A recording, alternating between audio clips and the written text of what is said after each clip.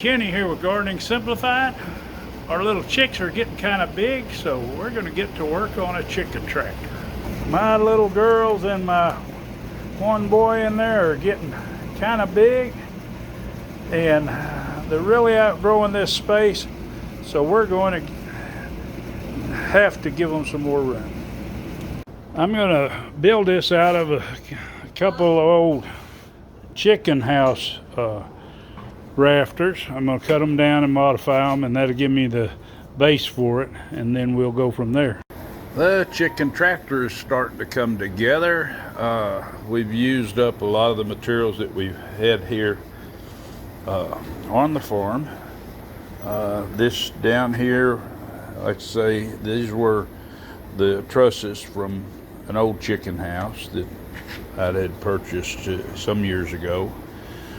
We took and had to get a piece of plywood. Now all our square tubing was some from a wall in kit for our greenhouse, and these were extra pieces. And Mr. Rooster there, he's letting you know they're awake this morning. This box here, which we'll use some straw, we were going to make it to where we could collect eggs from outside, but we figured we'd do more personal inside. But this nesting box was a 6 nest box. We cut it down to 4 because for the amount of chickens we have, that would be best.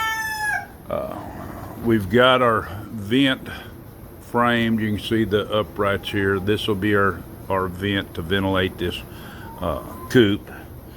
And we're going to put the roost over on this side, and we'll put the door somewhere over close to this side.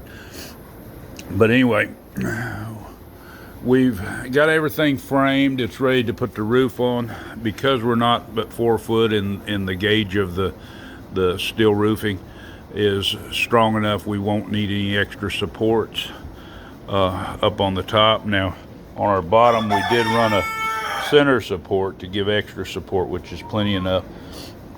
We had a few pieces of angle iron laying around, and we're kind of at a stalemate right now because tomorrow, which will be the Saturday after we do the farmers market, we'll come back and we'll pick up we're going to pick up some angle iron.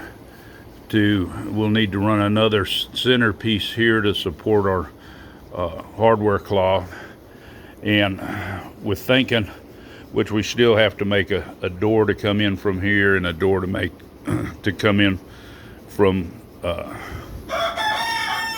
get into the coop area to clean it out and everything, and then which the opening for the door to come into here.